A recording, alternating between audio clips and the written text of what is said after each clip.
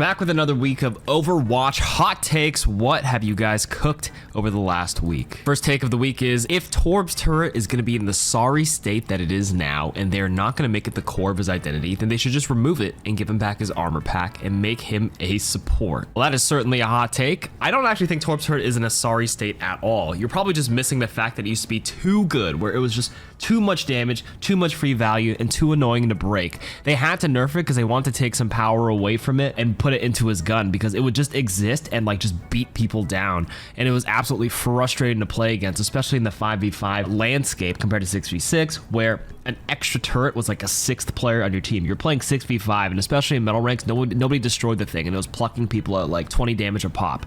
Now it does less damage, but the added benefit is it now applies the DPS passive, which was a new addition in season 9, right? The DPS applicator removing the healing that everybody else gets. So that's a benefit of it. I think Torb's fine the way he is right now. Hot take, we mostly think Rein versus Rein is the most fun tank game. But I'm here to say that Hog versus Hog leads to the best tank games, because put that matchup on Ilios Well or WTV and it becomes the most funniest thing ever. I don't even know what WTV stands for. What is that acronym for? Another map? I can't even think of what it is. Regardless, I think Rein v Rein has the most intricacies and mind games. Part of Hog v Hog is a little mind game of who's going to peek and go for the first hook and who's going to hit it or not, but I think Rein v Rein has a lot more depth to it in terms of when to swing, when they have shatter, when to bait it, when to shield, versus Hog, which is just hook or be hooked. I think Rein v Rein is better. Okay, the next hot take has quite a few upvotes on the YouTube comments, which means it probably isn't too hot if a lot of people agree with it. No tank asked for the Giga buffs, which we got in the mid-season patch. I disagree with that, but we want the outplay potential and not Giga numbers. By the way, Winston goats, Sombra goats, Mei goats, Ana goats, there were variations, and we also got the 4 DPS ball Mercy dive to counter goats. That was fun AF. So the bottom portion, you're referencing the 6v6 portion of the tank, right? I will say more people definitely were complaining about, you know, the outplay potential, the highs of playmaking as tank without all the counter swapping. That was a louder noise, and I wouldn't say no tank asked for Giga buffs. There were definitely tank players that wanted buffs, but maybe not specifically numbered go up kind of buffs. So like, you're mostly right, but like not that no tank asked for this kind of moment, you know what I mean? The bottom part, I'm not gonna disagree with you. I do think, you know, Winston Goats was my personal favorite as well, and those variations, so sure. Hot take, half of the metas where a DPS has been the power character, the problem has been Mercy and not just the DPS themselves. Hell, Mercy has been unhealthy since the launch of Overwatch 2. I'm gonna argue Mercy's not very good over the past couple of seasons, but I will agree with you that a lot of the metas where the DPS has been the power character, it was partially due to Mercy amplifying certain damage thresholds. For example, the Sojourn Mercy was the #1 culprit early in Overwatch 2, amplifying the rail shot to be a literal one shot, putting it past that number. I think it goes both ways, right? Mercy plays a part of it, but the other part is the design of the DPS character itself and where those numbers land. There is a world where you're supposed to tune those damage heroes to the point where it's not the big burst like the rail shot that does more, but maybe add more power into other aspects of the kit, which they're sort of doing for Sojourn, but a little too far on the other side, because right now Sojourn's so ass that even if you pair it with Mercy, nothing really happens. And you can see it now. Once we remove Sojourn, who else was like the problem DPS in Overwatch? The problem DPS is like Tracer for the longest time at the highest levels, because Tracer is the only hero that can do everything, take angles and pressure people on an uncontestable way that no other hero can do. And you don't really play a Mercy with Tracer by any means. You're not supposed to fly into the backline like that. So I would actually, the more I think about it, it's less of Mercy being the problem. It's more of a kit design for some problematic DPS heroes. My hottest take is that the game has been crossplay for quite a while. Why can we still only avoid up to 3 players?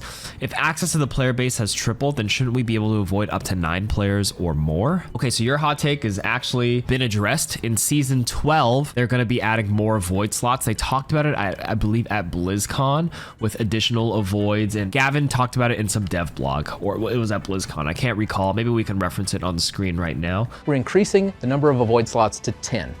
We're also going to let you pin some avoided players so that they never fall off your list. Yeah, they're going to be adding more avoid slots, so not too much of a hot take. Many people were complaining about the lack of slots there, so that's been addressed. Hot take, easy to play characters should not be viable at higher levels of play.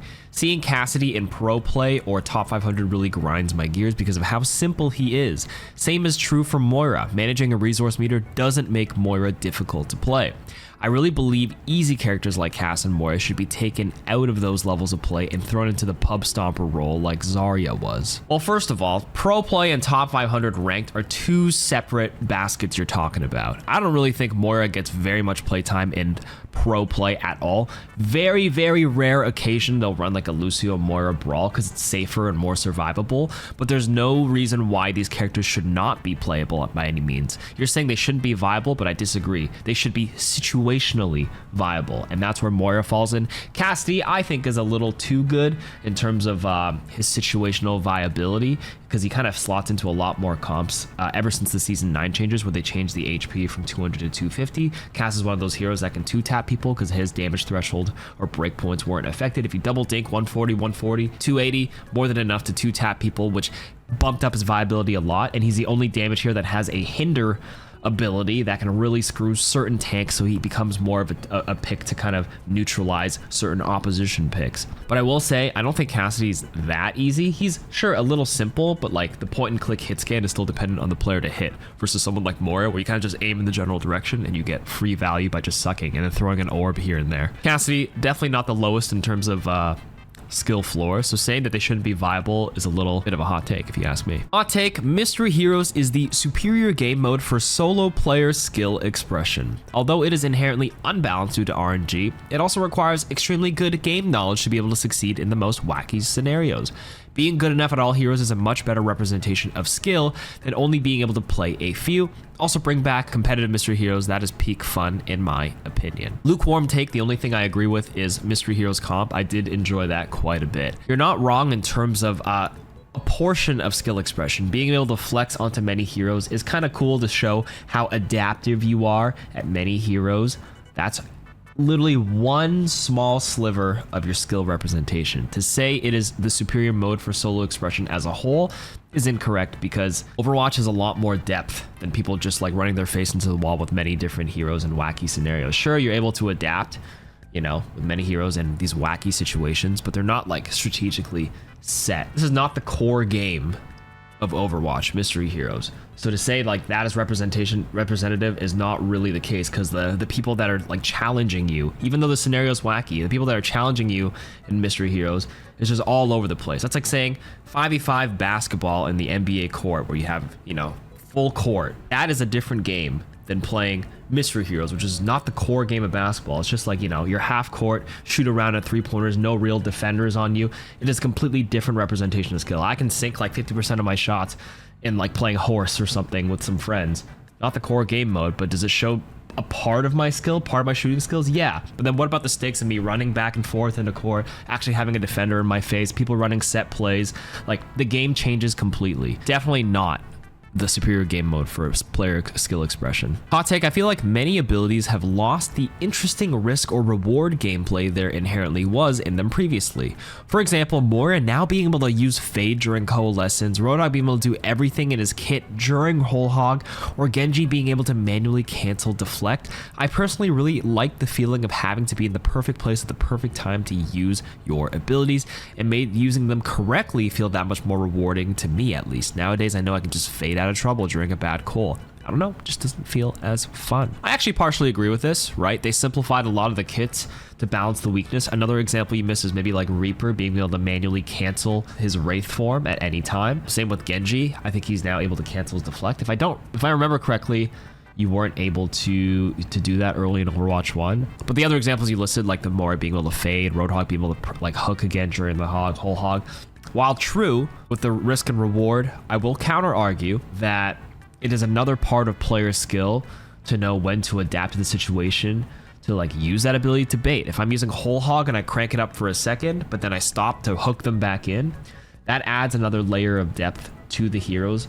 A player like Reaper, where they can cancel their Wraith as needed, like it gives them a bit more agency to adapt to the situation. There's still an inherent risk to it, it just may not be as high. And when you used to have a very predictable cooldown like Wraith form, if you popped it too early and they're able to time it perfectly, or, you know, with Moira not being able to fade during Cole, and you had a predictable timer, it made it a lot easier for the opponents to counter you. And with the game evolving after 8 years, players get better and better, where like pressing that button was just like an instant death past a certain point with player knowledge. So I do think over time they evolve, and you kind of have to tweak heroes and give them the choice to cancel it or not. There's still risk and reward because people are just better at capitalizing on the risk now that it just like puts them into terrible viability after many years. So I think they needed it, and I still think there's depth, but maybe not as much as it used to be.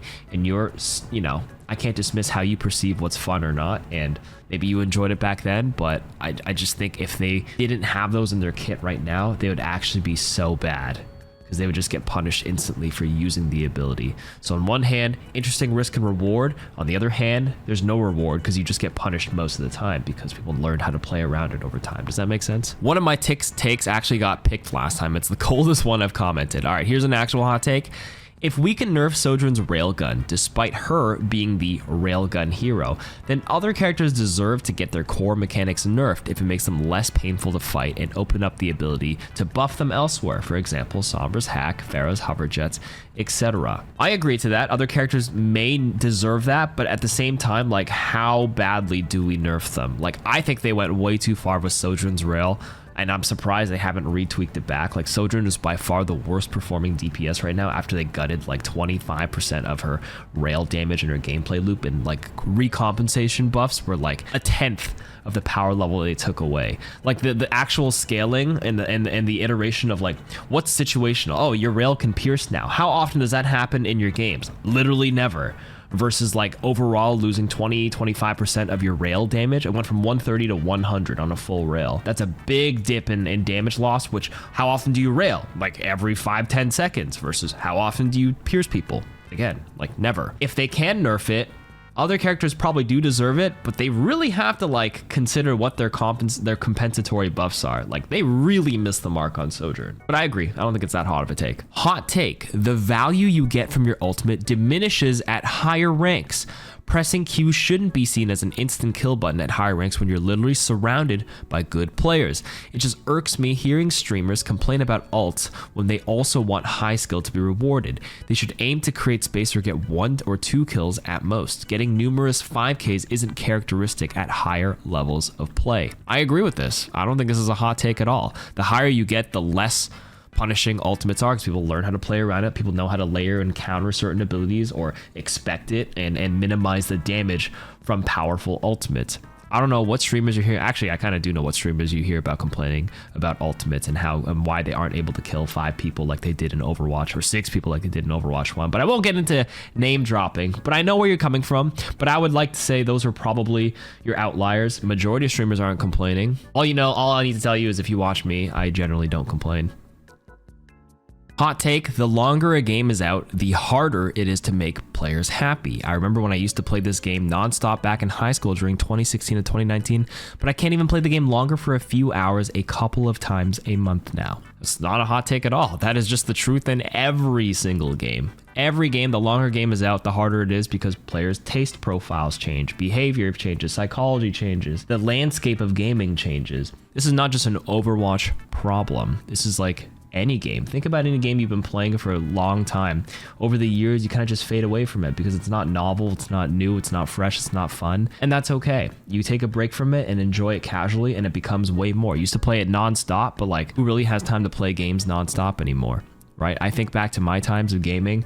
I played so much old school RuneScape when I was a kid, every single day, loved it. It was novel, it was so fun. And then I had to take long periodic breaks from it because I just wasn't happy anymore. Not because of game direction. Well, a lot of it was game direction and stuff, but also just, you just grow up and you grow out of it sometimes. I still play old school RuneScape now, but a lot more casually, and I've taken many breaks over the years. I come back, enjoy it for a bit, then I just fuck off for like half a year, and then I'll play it again. So same with Overwatch. I mean, I was playing it way more in 2016, 2017, 2018, because hero shooters were like new, fresh, fun, and then Battle Royales came, Fortnite, early Apex, oh my god, Battle Royales. And then over time, it's really hard to keep players happy. BRs are overdone, hero shooters are overdone. Like every new hero shooter that's come out has not been able to chip away at what's been like a stable. Same with like MOBAs, right? I used to play League of Legends a lot too, but like I barely play League at all, if at all anymore. Maybe the occasional game here or there. This ended up being a little bit more of a ramble than anything, but you're right. You know, longer game is out, the harder it is to make players happy. Hot take, general passives have no place in Overwatch 2. I would rather they expand on characters with lacking kits. I'm not talking about adding damage. I'm saying they should add more complexity or depth to certain kits, aka Torb, Mercy, Hanzo, and Reaper. Over time, I sort of agree, like overall role passives have to be pretty minute, and I think they should tweak like individual hero kits and individual passives as they go that route to kind of like modernize them in the modern game. The game's been out for 8 years, and those like 4 heroes you listed, Torb, Mercy, Hanzo, Reaper, their kits are a little outdated for how fast the pacing and how the game has evolved into. So not wrong, good take, not even that hot. Hot take, the only way to actually balance the game in an enjoyable way is with constant daily or semi-daily patches that make small changes or big changes. Then every season or mid-season add something ridiculous like a skill tree and remove it at the end, making each season. Okay, that's probably the hottest take I've seen this video. What in the hell am I reading? Daily, semi-daily patches? What? How is that like related to being balanced? That's just tweaking numbers every single day. Every time I log in, if I don't play for 3-4 days, I don't know what kind of game I'm getting. It is way better to have a regular cadence of patches, but not to the daily or semi-daily frequency. Are you kidding me? Right now, we're currently at a state where it's actually not bad because we're getting patches every 3 weeks. Maybe a month for a mid-season, 3 weeks for a mid-season, and then every season, sometimes they have 2 hot fixes or 2 big patches in a 9-week cycle, and then every new season, it's a new hero every other season, which does shake things up with big balance changes. I think the cadence has been pretty good in terms of imbalance. Some of them have missed the mark, like they over-nerf Sojourn, and they make certain heroes like Mauga in a couple previous patches a little too good. But cadence-wise, it's been fine, and there's no way that's conducive of a balanceable game. And then something adding ridiculous like a skill tree and removing it was just cause Blizzard to get flamed even more. Like, yo, what the hell are you guys doing? Adding a skill tree and removing it. You're just asking for some wacky shit. Okay, last one. Ooh, interesting take on the pickable passives. Hot take, passives that are swappable are overall a bad idea. One of the best aspects of Overwatch is that once you learn what each hero does, it is relatively set in stone, except Symmetra, and it is known info every game. If there are passives that you can switch every time you spawn, there needs to be an icon or indicator on the scoreboard to display which one the hero is equipping. I agree with that so far. Otherwise, you can get screwed by an unexpected passive and it can lead to seemingly unfair and random situations. Players already complain about tank matchups, and this will exacerbate the situation even more and extend to DPS and supports. Once you start introducing too many variables in hero picks, the game becomes matchup fishy. Imagine if in chess your opponent's pawn can have 2 abilities, but you don't know which one your opponent is using until your pawn just randomly takes your queen. So to solve these optics, you're telling me, and I also agree, that you should just let people know what passive they're taking. And it should solve this issue here in terms of like the randomness. To me, I've talked about pickable passives before, but I actually think they're pretty good for the game. When they're tuned correctly, where they're situationally better based on the context of the situation. The pickable passives become a problem when one passive is just better in 90% of the matchups, which means that's just your default pick, which is just a raw buff. For example, the one that gave tanks 50% cooldown increase when they're less than half health is just the right pick on like 80%, 90% of the tanks, which means the pickable passives are not tuned correctly because you want them to be situational. For example, another passive like Junk could have is, you know, reduce splash damage, so you can deal with like a Pharah Mercy a little bit better, where it's not like you're countering the Pharah, but at least you're not like getting destroyed by it. Or you can like tune it where like you do more shield damage as one of the passives, so that you can situationally pick it if they have like a Rhine or a Sig or something where you want to blast their shield, but then when they die and they swap, then you have to swap as well your passive or else it becomes useless. Number 1, swappable passives are not an overall bad idea. If they implement it correctly, in my opinion, I think it'd be good for the game. Number 1, solve the optics of letting people see and recognize the symbol on the scoreboard to see what they picked, so there's no surprises. And then over time, people will learn it anyways, right? You'll learn what the symbol is. You may not know it right away, but it's fine, and I don't think it's adding too many variables. This is a live service game where there's always going to be additions of content to the game rather than taking too much stuff away. There's going to be a surplus of things coming in, which is why it's hard to get into new games or get into games that have been running for a long time because there's always additions. For example, if you're a new player trying to enter League of Legends or Dota 2 in 2024, look how many damn heroes there are and abilities you have to memorize. It's going to be a little overwhelming at first, but that's just the landscape and nature of a live service game. You can't go backwards. So I think slowly adding passives like this isn't a bad idea. The game's been out for eight years. A lot of seasoned players will adapt pretty quickly. New players might be a little overwhelmed, but then that's on Blizzard to kind of like onboard them correctly and not overwhelm them. But that's not going to be a problem for you because you've obviously been playing Overwatch for a while and you have an opinion on this. But that's just another random thought I had regarding passives. Okay, and that's it for the hot takes. Thanks for listening to me yap, and see you guys next week. Leave your takes in the comment section below. Bye.